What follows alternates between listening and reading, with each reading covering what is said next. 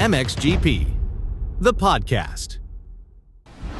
Hello, everybody, and welcome to episode 2 of MXGP, the podcast, with me, Paul Malin, and my co-host, Jason Thomas from Fly Racing, where this week we're going to be talking about everything that was the 78th edition of the Monster Energy FIM Motocross of Nations at Ironman Raceway, Crawfordsville in Indiana. And what a weekend it was. And of course, the last time we spoke to you was just before the event, where we gave you a season review of MXGP and a preview of the nations. And here we are a couple of days later than planned, to be fair, because originally this was going to be recorded on Sunday evening, but Wi-Fi wasn't great in the media center. Our TV compound was being packed away as well. And I don't think neither of our Wi-Fis, Jason, at the hotels were great either. And I've been traveling the last couple of days. So here we are again, Wednesday. So exactly a week after we did the first one. And we're going to go and cover everything nations, as we just said. But welcome once again, Jason Thomas, Fly Racing. How are you feeling? Have you had time just to digest and think about the weekend in its entirety? And before we get into the details of the nations itself, how are you feeling? Are you recovered? Yeah, I'm good. I didn't have to travel as far as you did, so I was home midday on Sunday and didn't have any of the jet lag complications that really all of the MXGP contingent has had. I mean, you guys have been all over the world, so I'm not sure your bodies know exactly what time zone you're supposed to be on or when you're supposed to be tired or awake. But I think for the American side, yeah, it was kind of just another weekend. You know, it's a racetrack we travel to throughout the year. We have a Supercross in Indianapolis every year, you know, earlier in the spring. So very kind of prototypical type weekend other than all the festivities that went on. But it was nice to kind of reflect on what had gone on, collect my thoughts a little bit, because you have these initial reactions after the weekend and you kind of get time to work through them and really add some perspective. You get to talk to other people. You know, if you want to take in other content, there's plenty out there these days to kind of glean some information from. So really excited to get into some of the minutia of it, but overall, what a spectacular weekend. And yeah, these American Motocross of Nations events have really come around in the last decade or so. Yeah, and we have been going there on a regular basis, haven't we? Again, since sort of Red Bud 2018, we went there again 2022. We're back there again in a similar area, but this time Ironman Raceway. Before we get into the nitty-gritty of the racing itself and all the rest of it, Crawfordsville and Montgomery County, they have a lot to be proud of, don't they? Because we didn't touch on this on our last podcast. We mentioned that the parade was going to be in town, downtown Crawfordsville. But what we didn't know was, in the past, this parade has been done on the start straight, and all the fans that are there already camping, they make the parade what it is. But the new call presentation that we had in town, I was very nervous initially, thinking, all the fans are in. They're already on the beers. Uber is not, that's my way of saying Uber. Uber is sort of few and far between in the town itself. So getting everybody to the presentation, I thought was going to be a logistical nightmare. We arrived there around about sort of 3:15 for a presentation that was going to start at 5 o'clock. Whilst there were some fans from the town itself lining the streets, I thought, okay, the damp squib, this is going to go down like a lead balloon.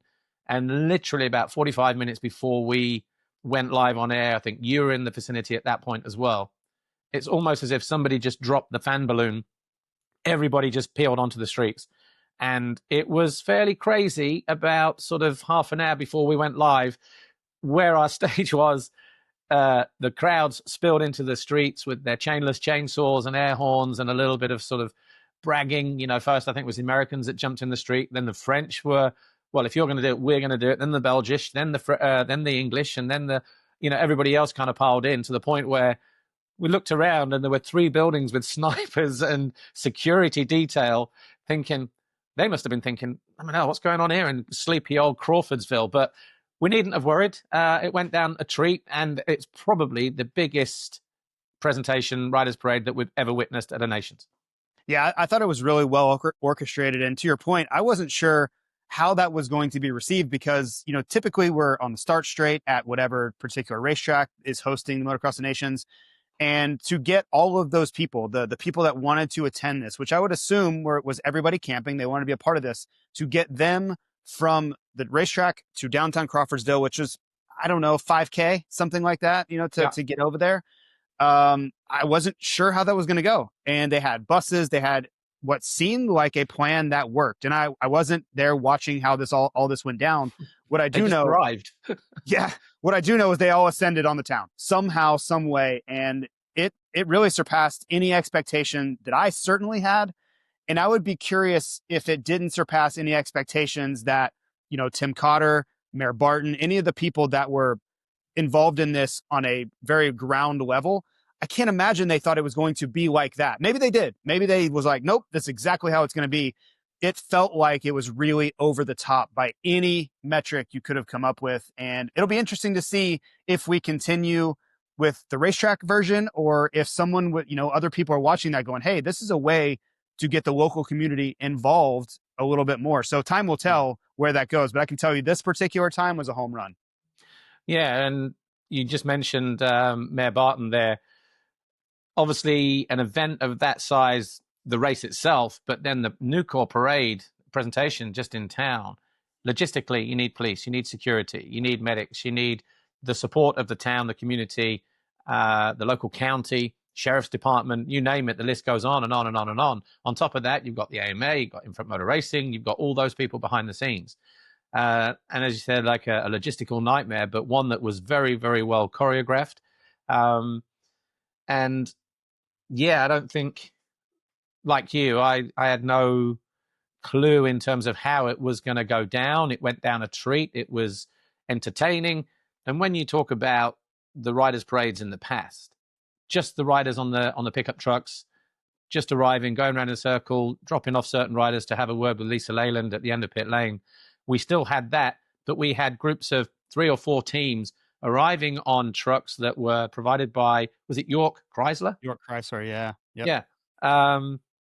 Providing an array of different vehicles for the riders to get around. But in between those gaps, we had marching bands, dancing bands. We had Monster Energy stunt shows. We had the Blue Crew all sort of in there as well. So it was a proper parade. The only thing I was disappointed about was I didn't see the Dancing Leprechauns just ahead of Team Highland. That was a letdown. Hey, I was going to mention, someone messaged me and said that one of the, so Unknown Industries was the Monster Energy stunt show. One of the riders on that team is the son of Brad Lackey. Now, wow. I can't confirm this, but it's what I was told, and I don't think this person has a reason to make up fairy tales. So that was just an interesting wrinkle to, like you said, all the extracurriculars that we had going on amongst the parade itself. And obviously the Grand Marshal, Jeff Ward, what was he in, a pink Cadillac? Yeah, that was incredible. And obviously Lisa, talking to other past legends as well, like Ricky Carmichael, like RV, Ryan Villapoto, Jeff Stanton, all nations winners, of course, for Team USA. We left there around about an hour and a half, hour and 40 minutes after the whole parade took around about an hour and a half, hour and 40 minutes. And it took a while for that to sink in for me personally. I sort of left there. I won't say I was buzzing because of the, wow, that was amazing, that was great kind of thing. It was great, but just the noise and the atmosphere and everything else, when we left and went for dinner afterwards, we closed the door and it's almost as if all that noise just disappeared. And we drove to Jared Keller's family barbecue just at a golf club down the road, Rocky Ridge, I think it was. And the atmosphere had gone from loud and noisy and just off the scale, crazy, to this serene sort of fairy lights, outdoor decking, barbecue, local cuisine. We were there for about an hour. It was fantastic. And it was kind of almost like an unwind, for all of that. But let's move on to the race itself. Friday, busy day, as always, with FIM press conferences and speeches and things like that. We had the ballot. And that's always a bone of contention for some riders and teams. Some ask, why can't we just have time practice and do it like that? But I think you lose some of the magic and a lot of the bants and the bench racing if you just did a normal time practice session. And where would you fit it in as well? Because when you look at the schedule, you've got a 40-minute free practice for all the riders, all the teams to dial their bikes in, come and go as they want. But if you have to have a time practice session, it's almost as if you have, like we have in MXGP, 20, 25 minutes of free practice, go get the bikes cleaned up, go again for time practice. Doesn't make sense. So I'm a fan of the ballot. And, sometimes they go for you, sometimes they don't. For USA, it didn't. Gate 35 wasn't great. On top of all the stuff we covered before, the late change in the team. And when I spoke to Mike Pelletier, the team manager, and also from the AMA, I just sort of said, this is kind of one thing after another, Chase, then Jay Coop having to come in, and then gate 35, it seemed like, oh boy, this one is going to sort of go down the pan pretty quickly. But it was an interesting ballot session, to say the least. Yeah, and it's luck, right? It's random chance, and many years I believe that it's very important because of the way the start is laid out and how important the inside gate positions are. And you see so many MXGP rounds and also Motocross of Nations where, let's say Wamel, like sometimes the first gate pick, they'll go 1, 2, 3, all the way down as your gate choice goes from the inside out.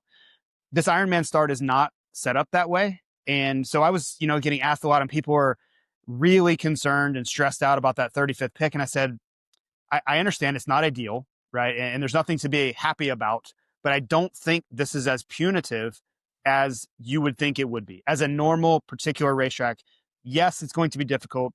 Our qualifying position is not going to be very indicative of what I think Sunday will be capable of, but it's not going to be the end of the world the way it would be at other racetracks. Say like Matterley. Matterley would be incredibly difficult with a 35th gate pick to get back to the inside just because the inside is so dominant there.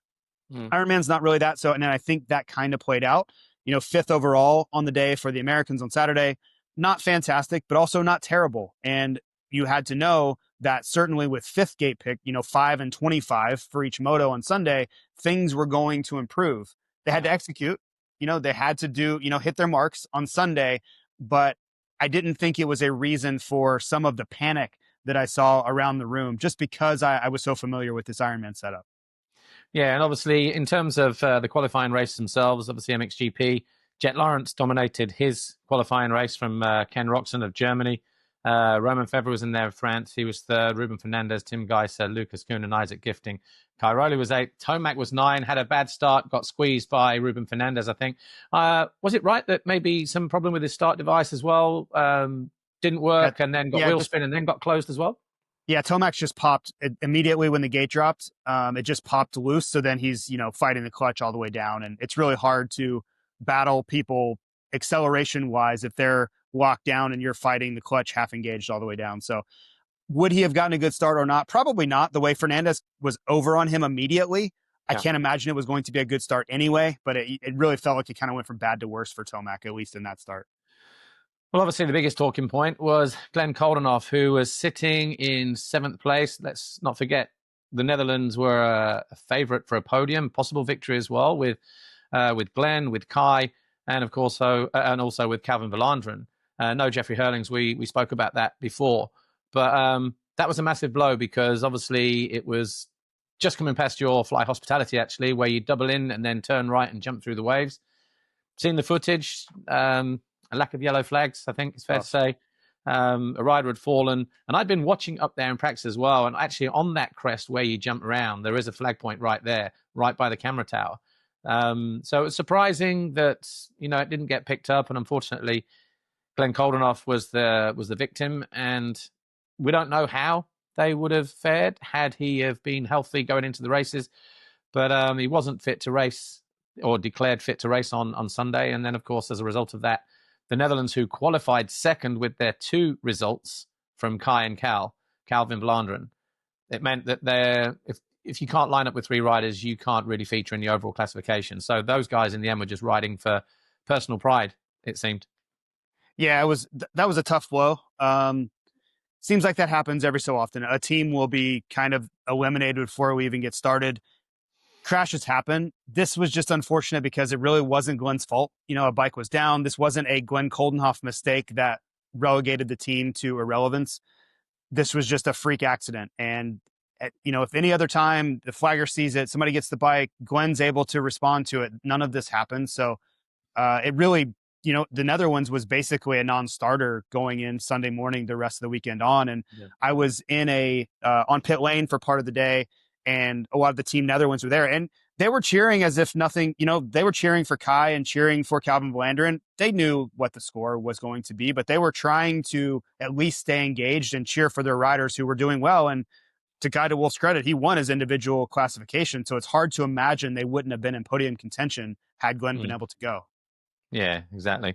Well, after the 3 qualifying races, of course, Australia with 2 wins and a 5th, they could drop the 5 from Carl Webster. So they went to the line, the best qualifiers with the lowest possible score. The Netherlands, as we said, was second with a second, a third, and a 34th that was dropped. Belgium were third with a 1-5. Then it was Germany, USA 5, and then France 6. So a massive improvement for the US, which we knew was going to be the case anyway. And then, yes, obviously the racing itself. A lot of riders saying the track on Saturday was left, and MXGP riders are used to the circuit being left overnight, not being completely groomed, but then at some circuits it is completely groomed. But obviously with the track drying out then and, just adding water, some of those ruts got very stiff and very hard. And not everybody was happy with how things were in the morning warm-up, let's say. But I think by the time the racing came around in the afternoon, there were less complaints. So they've obviously been and worked on the circuit in 1 or 2 areas, maybe some of the jump faces. And before we get into the racing, what did you think to the track? My first time there, I've never seen it before in the flesh. I've seen it live on TV in many different guises, including the National earlier in the year. Thought it rode okay. I thought there was plenty of opportunity, certainly on Saturday, but obviously as soon as those ruts do start to develop, it's very difficult, isn't it, to get across and sort of open up lines on a circuit that's a little bit softer and a little bit looser.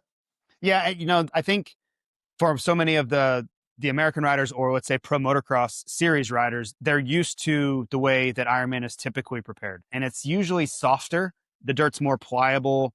Is it ruddier? Yes. So is it more difficult to move around on the racetrack? Also, yes. And you may have seen some comments from Justin Barsha about he really liked that aspect of this preparation.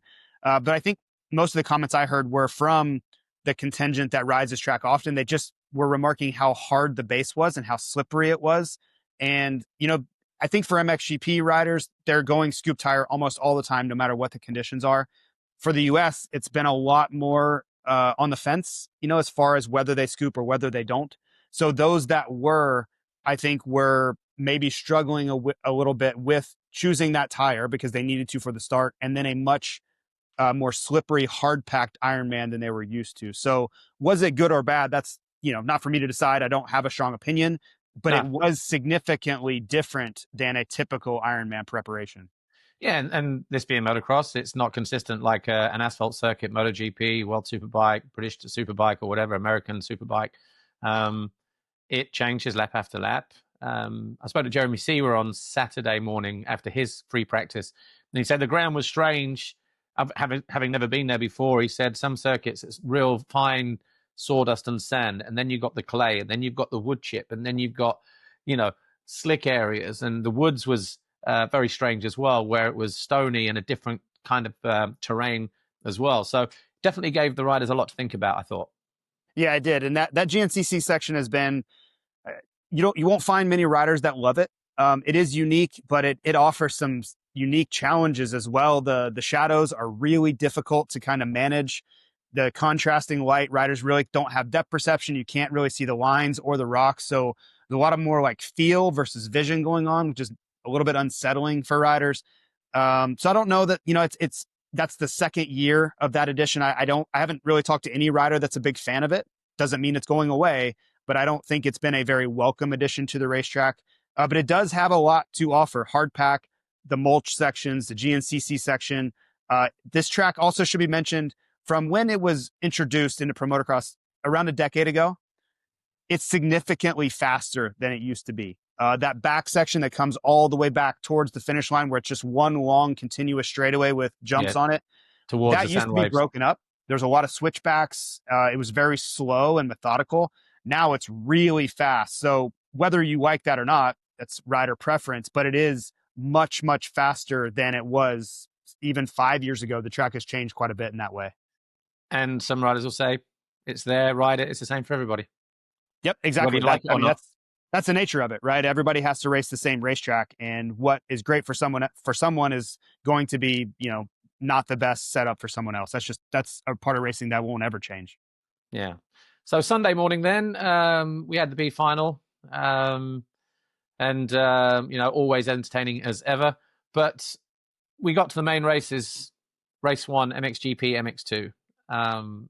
Jet Lawrence, your winner, led every single lap, found his way around Lucas Coonan very, very quickly on that opening lap, around that sweeping left before you head up what used to be Godzilla. And once you'd made that pass, on one hand, if you're a neutral, you want Lucas, the rookie of the year, the rookie sensation in MXGP, to sort of give something back to him. But on the other hand, Jet was pretty much in Jet mode. Within a couple of corners of passing him, he was already a couple seconds clear. That's how it seemed. And from there, he was always in total control. But a fantastic ride for Lucas Coonan, as we've seen on many occasions this year. Fantastic ride all the same. Yeah, it was interesting because there's some stuff behind the scenes going on there between, Jet and Lucas, not necessarily personally between those two, but there's some subtle storylines of why they would have extra motivation to race against each other. And I think for Jet, he has really kind of had the same MO all year long. He's very patient on the early laps, and you saw that from him on Saturday, where he doesn't get in a rush. He doesn't really try to push too much. You saw that with Ken Roczen. He'll really let the race unfold. Well, when he saw Lucas Coonan out front, he really changed his approach. And it's the first time in a while that I've seen him add a lot of urgency and intensity on that first lap. And I have to think those two were correlated. Once he got the lead, once he settled in and found kind of the range where he was comfortable, you just saw him do what he does, which is just manage the lead. He is truly gifted at managing leads, whether it's 2 seconds or 6 seconds, as we saw in this case. He doesn't really get too rattled by pressure or anyone kind of catching him or anything like that. So for me, it was the same kind of situation I've seen for Jet for most of his career, which is get to the front, control the race, find his own personal pace that he's comfortable with, and then manage intensity from there where needed. Tim Geiser started third, finished third. Eli Tomac, a strong fourth. Romain Febvre made a mistake whilst in that battle, that third, fourth battle with Eli just through the second turn. It looked like a strange crash, like the front just got away from him really, really quickly, tipped over, sort of ran his head into the ground, picked himself up, but lost a couple of positions, got back to fifth. And then, of course, Ruben Fernandez was sixth. Kai de Wolf was the lead MX2 rider. But in terms of MX2 riders, Sacha Coonan was in sixth place, pulling away from everybody. He was the lead MX2 guy for Belgium. Then he made one of those little mistakes, dropped him down to 10th. And then on the final lap, of course, just up into turn 6 as you turn left and go up into the woods, he had his error there. Justin Cooper was just behind him, couldn't avoid him, landed on him. And then the bike from Coonan got damaged, something to do with the back brake, I believe. And, of course, he couldn't finish the race. But because he'd lapped up already to, probably 20th, 21st place, he was credited with 20th place, which for Belgium, that's 20 points. It's better than a 34 or 35. Yeah, but it was just unfortunate. Yeah, I think for Sacha Coonan was kind of what could have been, type of weekend. He had the speed. He was incredible on Saturday, and his pace was plenty good enough to put Belgium into contention. But the crashes, listen, this is what Sacha Coonan has been doing. He's incredibly good. His starts are some of the best in the MXGP paddock, but the crashes have been a problem. And it seemed like he was eliminating those late in the MXGP calendar, but they kind of reared their head back on the weekend at Motocross of the Nations. So how much do you think that was because it was a Motocross of the Nations, though? Because he should have raced last year at Matterley, but he'd had a lingering injury that meant that he couldn't make it, which is why Lucas then had to drop down to 250 because he was going to ride 450 12 months ago. And now, obviously, both twin brothers back on the team together, something to prove. And it's one of those races where somebody like Sacha will go and find another 10 tenths if needed. And maybe it was just that whole thing of, it's like a race situation. It doesn't matter whether you win by a lap, a week, a bike length, or the knobbly of a tire. A win is a win is a win. And I think his race management maybe just let him down ever so slightly there, in that maybe he just wasn't paying attention, and that mistake came as a result of that. Yeah, I think Sacha fell victim to that. I would even say Lucas in his second race fell victim to that. And of course, RJ Hampshire fell victim to that. And I just think it comes down to, this is a one day race where it all matters. They're not thinking about championship. They're not thinking, okay, well, this moto's not going perfectly. I'm just going to get what I can and we'll move on to the next moto or the next weekend and championship rolls on. If it doesn't work out on Sunday, it's over. Like the result is finished for the year until the next go around. So I think you see riders that push a little bit too much. They are willing to take extra chances because they know what this race means. And when you take extra risk and you go over the line, well, sometimes it's going to bite you. And I think for those 3 riders, it bit all of them. Sasha's was more punitive. Maybe RJ's was pretty rough by the end of his second race. But I just think that is a normal dynamic for this race because it's a one-day deal. And riders know how much is riding on this, how many fans in their country and everybody's depending on them. So they up the risk ratio. They're willing to ride over their head if needed. And a lot of times that doesn't work out. That's why, people don't do it often.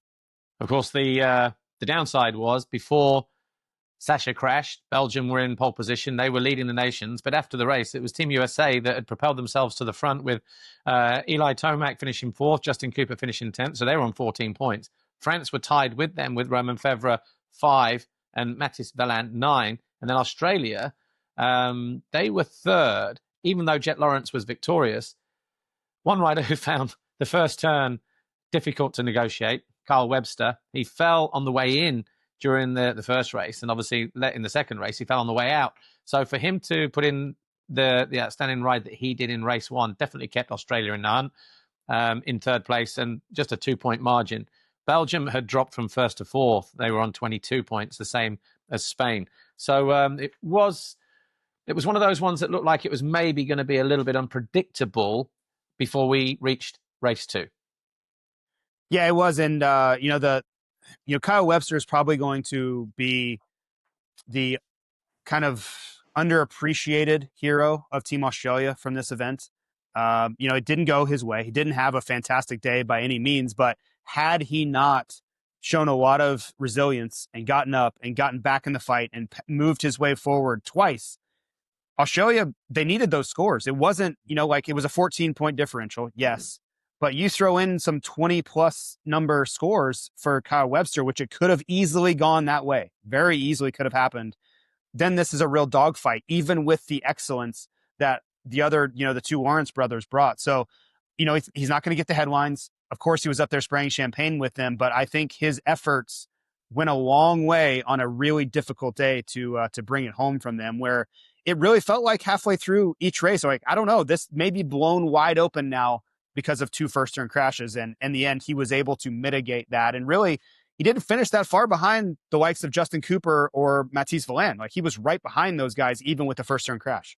Yeah, and sometimes a first-turn crash or a front wheel in the gate can sort of, yes, it's frustrating, but it almost kind of, I won't say relaxes you that little bit more, but it means that the cautious riding that you have from just a poor start where you're mid-pack, where you think, man, I'm already 25th, don't want to make any more mistakes because I don't want to be at the back. When you hit the gate, when you go down in the first turn, you've got nothing to lose. You just go full gas.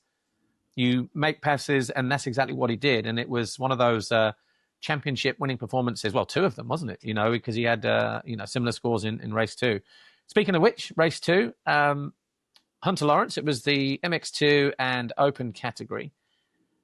Hunter Lawrence had already won his qualifying race on Saturday, same as Jet. So they were 2 for 2, both of them. And of course, going into race 3 later on, they were going to be against each other. So the question there was, would one of them win? And in which case, which one would? But race 2, Hunter Lawrence, Joe Shimoda, 2nd. What a fantastic weekend for the Joe Show. He was 2nd in the qualifying race on Saturday in the Open category, 2nd again in race 1 on a bike that he's only ridden a few times. And actually, he came from sort of 4th, 5th on that opening lap, which saw Hunter, Jan Panzer getting a good start in 2nd. The 27, Valentin Guillot was in there initially, of course, Joe, and then RJ Hampshire. We'll talk about him in a moment. It was probably the most enlightening race, I thought, because there was a lot going on with Hunter, with Joe, with Panzer, with Liam Evans, Maxime Renault, Bonacorsi, and RJ, who had got up to 2nd, sort of about a third of the way into the race, but just had 1 or 2 little issues. Did RJ? Yeah, a couple. For Joe, I thought he did really well. Now, I saw people talking that he was going to win his division. He was going to be the storyline of the weekend. And I can appreciate that sentiment, but you have to realize jumping up to the 450 the first time is a really difficult ask. And he rode the bike 3 times, before the weekend. So it wasn't like he had all this time to prepare. I know from speaking with team members at Honda HRC, they were struggling to get him comfortable because he wanted to use his 250 settings on the 450. And that, as you know, Paul, that doesn't really work. There's just so much more power and inertia and all these other forces on the motorcycle that change the way the bike reacts. So if you just try to put the same settings on and think it's going to do exactly the same thing with an extra, 15 horsepower and all this torque and weight, it's not going to. It's just simply not. So they were kind of chasing that all weekend and speaking to the team a bit. But I thought he did exactly what was expected, right? And a lot of people are wondering, what is Joe Shimoda's 450 future look like? Will it be at Honda? Will it be elsewhere? When is that going to happen? I think he did a good job of showing the world, really everyone there, that he can be a player on a 450, especially given some time to actually acclimate to it. So kudos to Joe Shimoda. It's been a fantastic 2025 for him and really a breakout year for him. Everybody's been waiting for the arrival of Joe Shimoda, so to speak, and I think we're there now. But as you mentioned, RJ, he came in a little injured. We didn't really know. He didn't share that with many people. He had a crash leading up to the event. Do I think it really hindered his result? No. Crashes are what hindered his result. That first one, I think really it started a snowball effect, and he just came together with Joe Shimoda. It wasn't dirty on Joe's part. RJ kind of cut back. His line cut back, and it was very similar to the crash that Jet Lawrence and Isaac Gifting had on the first lap of race 3. Very similar to that. I'm sure Joe felt bad because he didn't expect RJ to slingshot back that way, but that was the catalyst, I think, for every crash past that from RJ, because had he been able to manage that second place and kind of get a gap, I think he would have been fine. But RJ gets a little panicky in those moments, and we see one mistake kind of start turning into many more mistakes. And I think just his thought process, I'm sure his heart rate was spiking, all the pressure, and then he tries too hard, which he did a great job of not doing that all summer. He really let the races come to him. I think he just got caught up in the moment and said, I have to go for it. I have to override the racetrack. And on this racetrack, as we talked about at the beginning of the podcast, you simply couldn't override it. If you tried to override it, you were going to end up being on the ground, because Hunter Lawrence really hasn't crashed all summer. I cannot tell you one time Hunter Lawrence crashed this summer, and he crashed twice in one race. He still won, but crashes in Hunter Lawrence really haven't been a thing, and it was this weekend. Yeah, or twice that we saw. Exactly. But also Jet's making mistakes. The reels that I've seen since we've left the track, there was one where he, the finish line double and then jumping into the hole, looked like he hit a neutral and was lucky to get away with that one. The one where he jumped off track by pit lane, almost took the marshal out. There was that one. There was one or two others. There was one at the top of the hill with Isaac Gifting, which again, we didn't see on the live TV, but we've seen since. So I think, this racetrack definitely caught riders out. Certainly the big jump in the middle, then you step up the GoPro and then round the tree left where RJ had in his last race a crash there. Several riders actually, Tim Geiser almost got caught out there. There was just a very low me. Just wondering whether there were some tree roots underneath there and things like that. But if you didn't respect the ground and you tried to race over yourself, it was one of those circuits that was going to come back and punish you. But there was also an incident with Jan Panzer for RJ Hampshire, just down past pit lane. What did you make of that? Because obviously we saw Jan just kind of look across to sort of see where he was. And then it's almost as if, I've seen replays of it since. It's almost as if, yes, he checked up.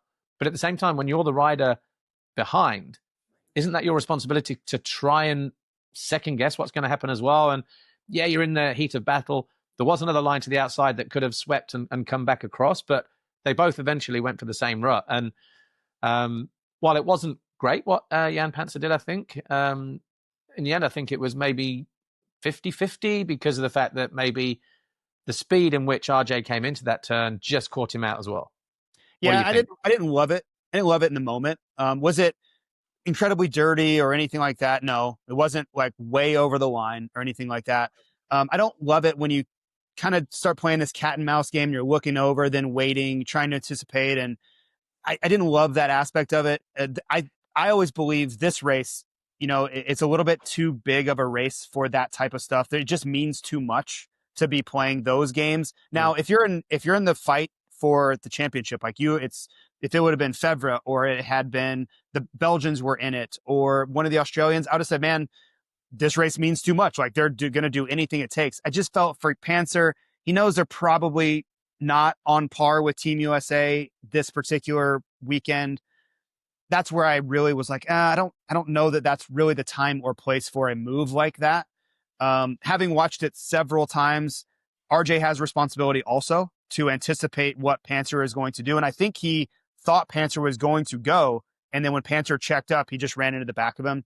Yeah. It's racing. It's for sure racing on many aspects. I don't love the look over and then trying to set RJ up for that also. So it's always going to be opinion based. It wasn't an egregious move by any means. I just, in these moments where everything is riding and 100,000 people are, the weight of a country is on, like, maybe leave some of the nonsense out of the game. But again, that's going to be always opinion. I'm sure some of them watched it and said, no, that's 100% fine. Like that is a part of racing. And I'm okay with that take too.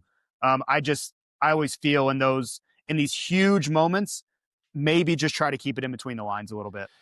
The reason I had a chuckle there while you were talking about that was because it's not like we've not seen that recently, is it?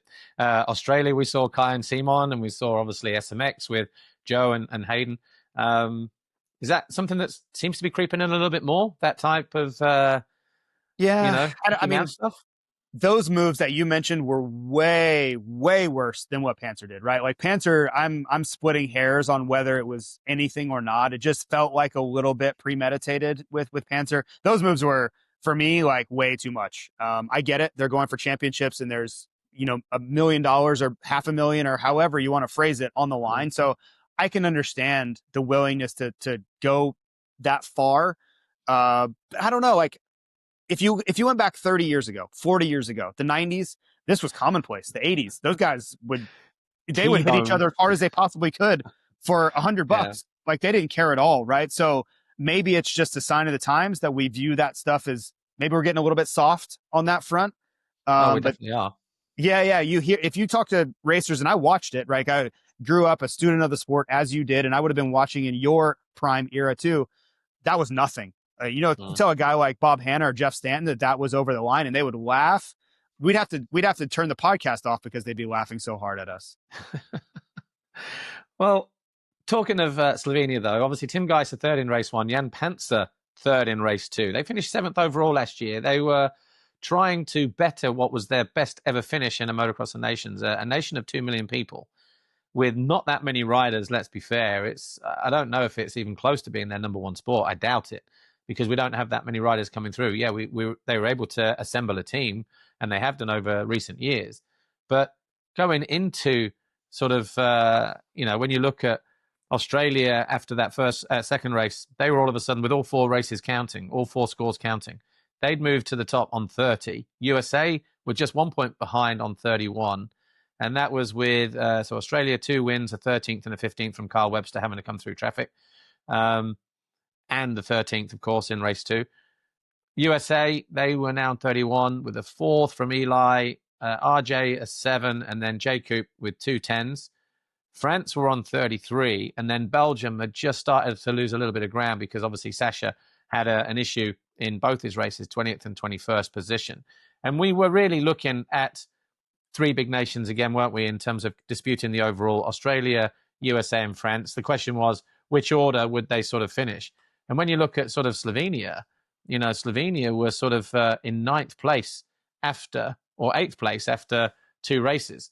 So from that side, they were on course at least for equaling their best performance. So maybe Jan Panzer with 2 third finishes, him and Tim, just looking at it going, we could even podium here.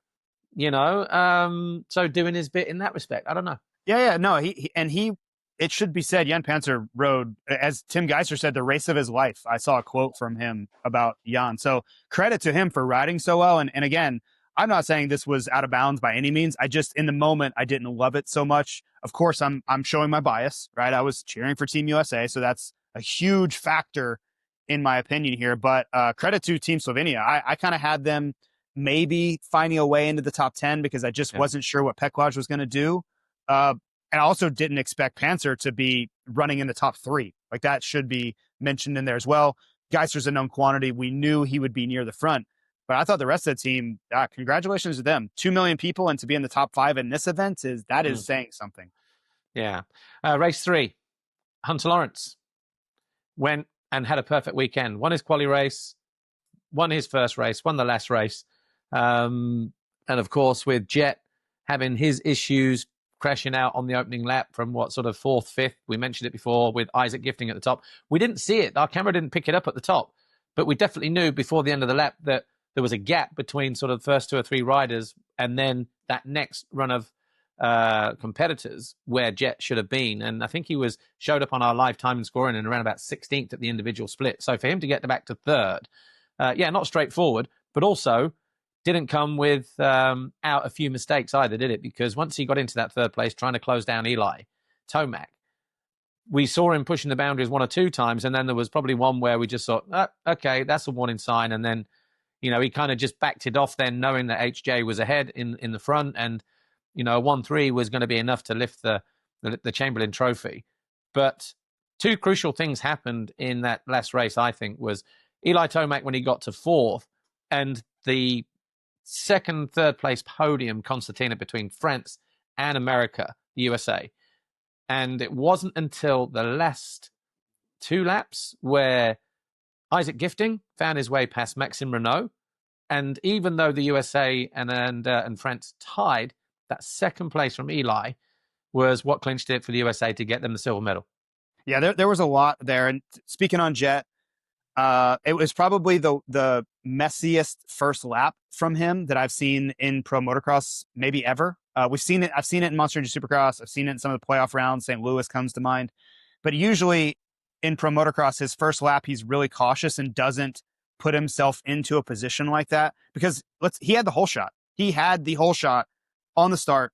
And not only did he not hold that, he was in 4th or 5th by the time he got into the position to crash with Gifting, which is just not something we've seen. Usually he's good. Maybe somebody gets by him. A guy like Roxon, who has this big burst on the first lap, can sneak by him, but it was not a clean first lap from Jet. And I would say he put himself into a vulnerable position for something to happen with Gifting, because if he gets the whole shot and stays there, guess what doesn't happen? You don't run into other riders when you're leading and you're also the fastest rider. So he kind of put himself there. Great recovery. As we know, Jet doing Jet things like he is. I think he's the best rider on the planet, firmly. His brother is fantastic also, but Jet, I think, deserves that at this point. And he was able to claw his way back, as we saw. Speaking to the points battle between Team USA and France, there were several things that happened throughout the day that created that 1 point. Think about Koonin going down on the last lap. Justin Cooper doesn't get around him. Team USA gets 3rd. Of course, we had no way of knowing that. We weren't even thinking about that at the time, but that was 1 point. Tomac being able to move up and get 2nd. I didn't know if he was going to be able to get to 2nd place or not. He really hadn't had that fantastic of a weekend. To be fair, it had been okay. Saturday wasn't good. So for me to think, yeah, no problem, Tomac's getting 2nd here, that wasn't a shoe-in at all. And then, yes, Gifting passing Renault, there's no way to predict that either. Like, Renault certainly had his best year, but Gifting is a wild card all the time. Like, from lap to lap, Gifting is a wild card. So there were a lot of random occurrences that really led Team USA to getting to the front, and some of them weren't even by their own account. Like, it's not fair to say they backed into it, but they did have luck on their side a couple times to be able to get 2nd as well. But also Lucas Koonin, he ran 2nd for the first 6 or 7 laps before he fell down to 10th. And obviously that promoted Shimoda up to 2nd, Eli to 3rd, and then just after the halfway stage is where Eli found his way past Joe. Jet, obviously, once he got to that 3rd, that was going to be enough. Tim Geiser came on strong sort of in the last part of the race as well, which he found his way past Romain Fevre and Joe Shimoda, and that also came into play in terms of Team France, as well as the Gifting on Renault scenario. Yeah, speaking of that, what do you make of Fevre's day? I've heard every take possible as far as like expectations versus reality versus his results. Where do you come down on that? I thought he rode okay, but again, similar to Prado last year, probably, you know, the difference with Prado last year was the Nations was 1 week after he won that sort of that world title at home at Kozar in Spain.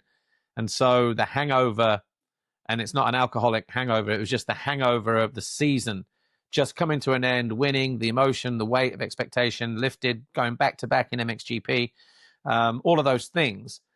And then just going into a race that, yes, it matters because it's for national pride, but in the greater scheme of things, as Roman Febvre said in the press conference, when the Venezuelan journalist asked the question about how important is this nations to Roman Febvre, he said, my priority is the World Championship always. And I think we maybe saw that as well, a little bit from Roman. It's difficult to say, really, because that first race when he was in the hunt and fell down to 6, how much does that detune you? Because you lose that toe with, the other riders in the race. So then going into the last race, we know the format. He was the MXGP rider, so he goes in race 1 and race 3. You've had a little bit of time to cool off, cool down, no more or no less than an MXGP weekend. But in the past, Team France have sort of rebounded and found something in the final race.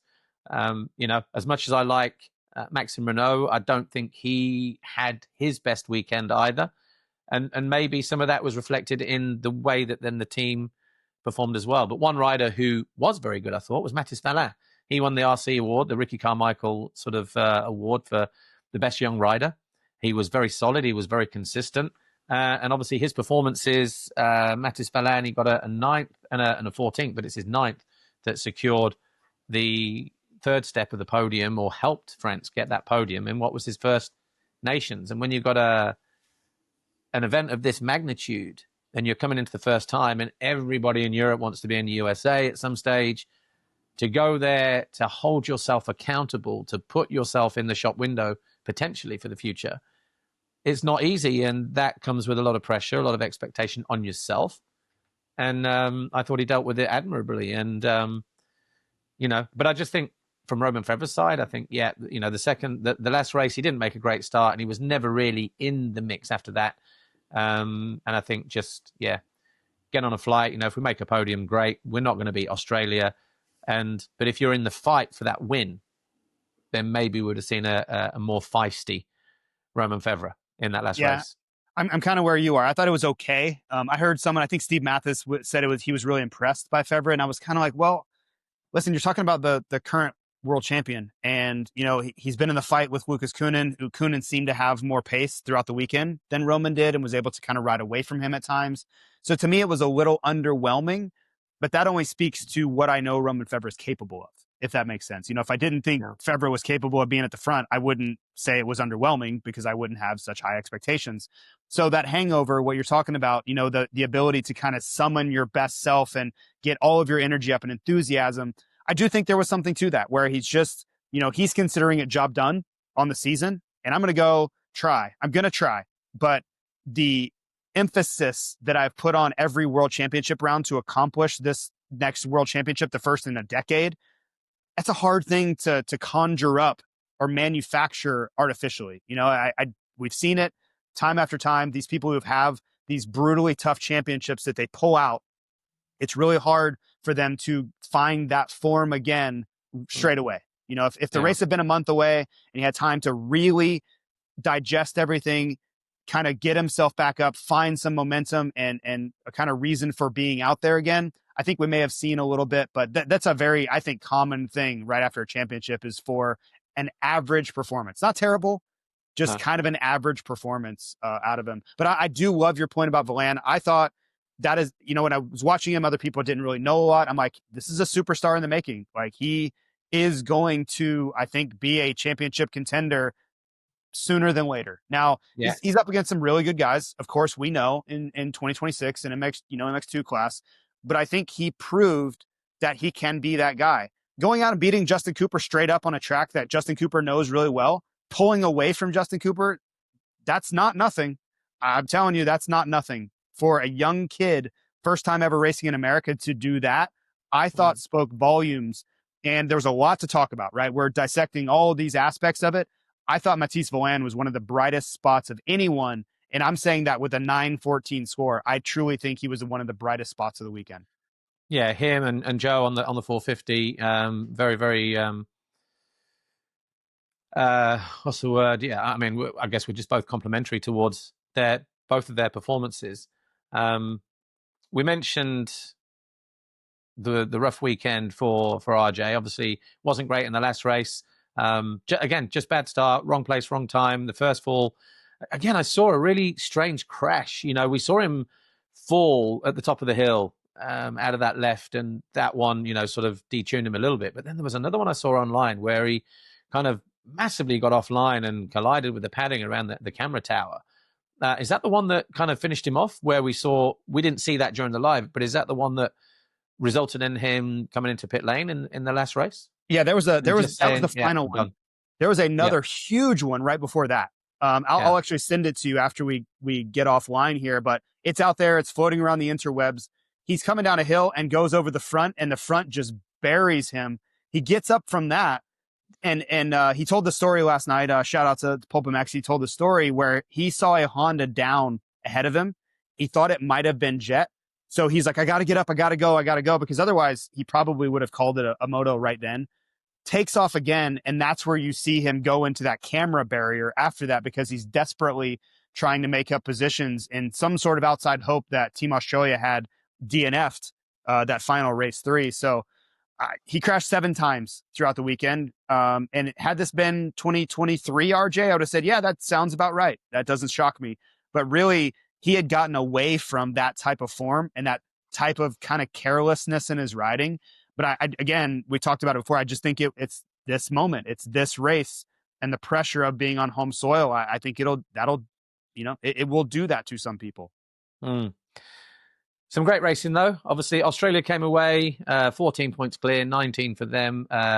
3 wins across the board, a 3rd and a 13th. The USA on 33 with a 2nd, a 4th, a 7th, and a couple of 10th place finishes. France, same points, but it was that 2nd place from Eli Tomac, because France had 3 5s and 2 9s, so they were consistent. But Belgium, I think in many aspects, the team of Lucas, Sasha, and Liam Everts is, if they can keep that going for the next few years, there's no reason why they couldn't have been on the podium this weekend at the Nations, because both the Cooners were riding very, very well. Unfortunate for Sasha in both races, that one where he couldn't finish the race, and obviously Lucas crashing in his final race as well.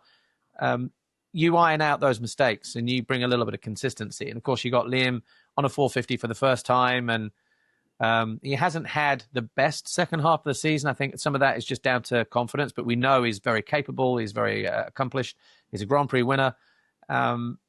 You get him in a different headspace next year. I think Team Belgium, if they can send that team to earn 12 months from now, they're not only podium contenders, I think they're potential winners as well, even with Australia, even with the USA, and even with France. Yeah, I agree. I think Australia goes in as the favorite. We'll see who their MX2 riders, if it's Webster. But if they're healthy, I think they've earned the right to go in as the favorite.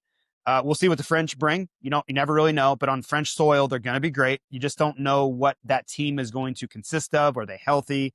You have to always factor them in, though, because it's Ardennais.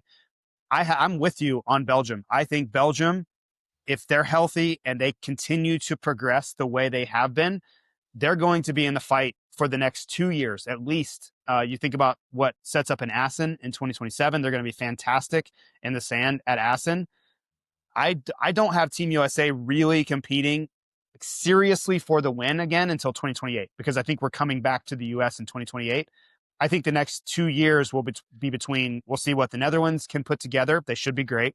The French, the Australians, and the Belgians. That's who I have fighting for the next 2 wins, with the USA on the outside looking in, unfortunately. Overall, though, fantastic event. Fans got into it. The racing was good. The forecasts or the sort of predictions pre-race, I think, came through, with Australia certainly on the top step of the podium again. And in terms of, sort of podiums and things like that, we still have just 14 nations have ever finished on the podium. Australia going back to back means that we still only had 11 nations winning this thing since 1947, since it all began at Wassenaar in the Netherlands, near The Hague, on the northwest coast of the Netherlands.